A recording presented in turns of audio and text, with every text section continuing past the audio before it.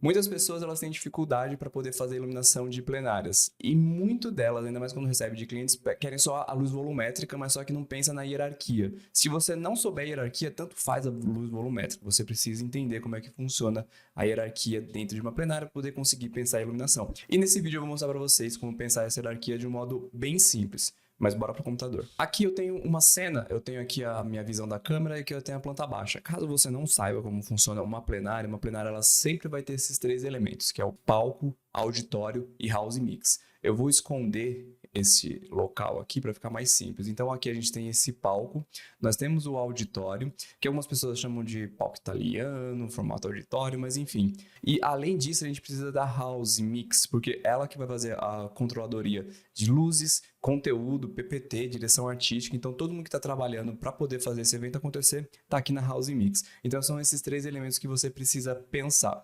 Mas para gente que faz cenografia, é muito difícil porque a gente pensa em estrutura, mas só que tem que pensar em iluminação. A primeira coisa que vem à cabeça para poder fazer a iluminação, isso para qualquer tipo de renderizador. Pega a cena, pega uma luz retangular, coloca aqui em cima e aí tira as propriedades físicas e coloca um valor bem pequenininho. Isso é o jeito errado de fazer, porque qualquer programa 3D, ele tenta simular iluminação, câmeras e materiais do mundo real. Aí você me fala, em que lugar do mundo real existe uma luz de 34 metros por 33 metros? Não existe esse retângulo que vem de cima, não existe esse emissor de luz na vida real.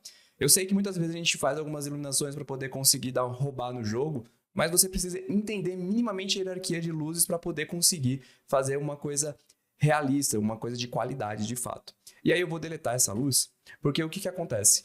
Quando a gente vem de Arquivis, a gente aprende que, principalmente na luz do dia, a gente tem os portais. Ambientes fechados são muito difíceis, porque você tem que trabalhar muito mais a iluminação, você tem que trabalhar com muitas luzes. Só que para esse exemplo aqui, a gente já tem uma portal. Porque imagina só, a gente tem a tela de LED, se tudo vai estar apagado, a gente simplesmente pega essa tela de LED aqui, ela vai ser o único objeto que vai estar ligado. Se eu desligar, ele vai ficar escuro. Então, se eu colocar aqui no... Eu estou só mudando o material, tá bom, pessoal? Aqui na outra tela. E aí, ele já vai iluminar o ambiente. Só que quando eu coloco aqui no Self Illumination, por mais que eu coloque aqui, olha, 150, ele até ilumina um pouco o ambiente, mas ele estoura demais dentro do conteúdo, que é uma coisa que a gente não quer. E como é que a gente consegue resolver este problema? Eu vou colocar aqui na vista frontal. Eu vou criar novamente uma luz, retângulo mesmo. E aí o que eu faço? Eu vou isolar, para ficar mais fácil também, para não ter que ficar fazendo muitas coisas. Eu vou com o Snap ligado, eu vou criar uma luz na tela de LED. E aí eu venho aqui na vista frontal, na vista de topo, eu vou girar essa luz no sentido Y. Aí tá vendo que ela tá branca? Primeira coisa que eu vou fazer, eu vou deixar aqui como wireframe para poder conseguir ver o conteúdo e eu vou colocar para estar visível nos reflexos. Eu vou voltar para a cena e aqui a gente tem dois de intensidade, mas agora eu posso controlar a intensidade desse conteúdo. E aí eu consigo controlar ele sem que interfira no conteúdo. Então eu tenho a tela de LED e eu tenho uma luz como se fosse uma portal que a gente usa muito em Arquivis para poder fazer a iluminação dessa cena. E não vai iluminar muito bem, vai iluminar um pouquinho, mas só que ainda está estourado, está branco, não faz muito sentido essa iluminação. O que a gente pode fazer? A gente pode pegar esse conteúdo aqui no Corona, tá bom? Em vez de deixar com a cor, eu vou em Text Map, eu pego esse conteúdo que está na tela de LED, eu simplesmente ligo aqui, coloco como instância, e você já está vendo que agora, olha, a luz que eu estou linkada já está começando a fazer a projeção. Então eu posso aumentar essa intensidade, que em vez de fazer branco, ele já está pegando o conteúdo que eu coloquei aqui no Text Map e projetando. Já conseguindo dar esses brilhos. Se eu tiver as pessoas aqui, ele já vai conseguir projetar tendo uma luz muito melhor. Só isso é a nossa grande portal. Não precisa ter muitas iluminações. E aí, no Directionality, o direcional deles, você pode mudar um pouquinho. Você pode colocar até 0,5, aí você vai deixando mais forte. Ou você pode diminuir a intensidade para poder conseguir fazer com que direcione melhor. Como é uma tela de LED e ela é um grande emissor, provavelmente ela vai ter um direcional muito menor, tipo 1.2 e uma intensidade um pouquinho maior aqui. Ó. Tá vendo que a projeção nos reflexos ele já faz? Então essa é a portal principal. Uma coisa que eu gosto de fazer também, é colocar o Occluded Other Lights. O que eu tô falando pro Corona? Hoje eu tenho uma tela de LED com Self-Illumination jogando luz e eu tenho uma luz jogando mais luz. Então a gente tá tendo multiplicação de luzes. Quando eu coloco o Occluded Other Lights, eu tá falando que esta Corona Light já tá barrando toda a luz que tá vindo por trás. Então a gente não tem essa multiplicação.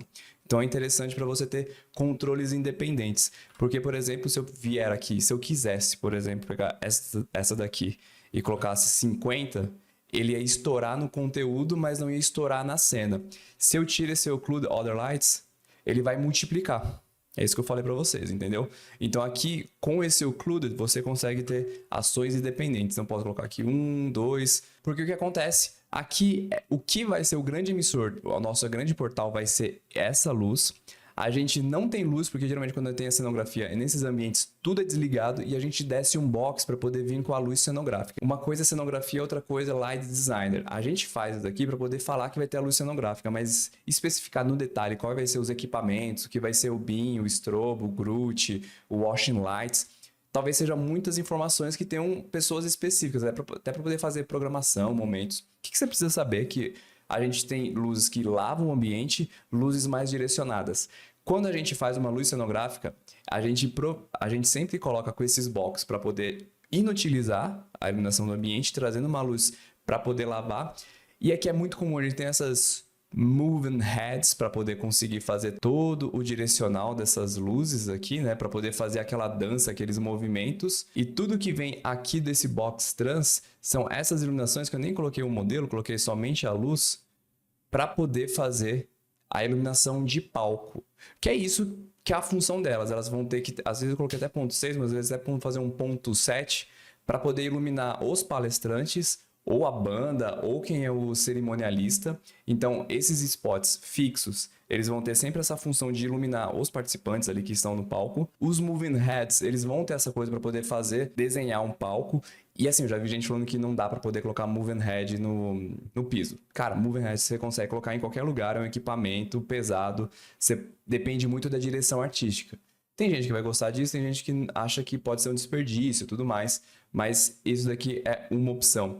E além disso, a gente tem também, que eu nem tenho aqui, eu não coloquei nesse projeto aqui no caso, as washings, para poder, em vez de deixar um ambiente neutro, deixar ele lavar com cores. Mas aí são iluminações um pouco mais pontuais que a gente precisaria ir no detalhe. Então, recapitulando, luz principal. Colocar o LED como conteúdo, ativar a nossa portal para poder fazer a iluminação principal e vai ficar escuro, mas a ideia é ficar escuro mesmo. Luzes pontuais para poder fazer a iluminação de palco e iluminação de plateia também. E aqui esses moving heads para poder fazer as luzes volumétricas e desenhar essa hierarquia padrão que eu uso para todos os desenhos de palco. E aí cada um vai ter a diferença, tanto de desenho de palco, quanto de luzes, de momentos e tudo mais. Se você gostou desse vídeo, se agregou para você, dá um like nesse vídeo e se inscreve no canal para receber mais conteúdos como esse.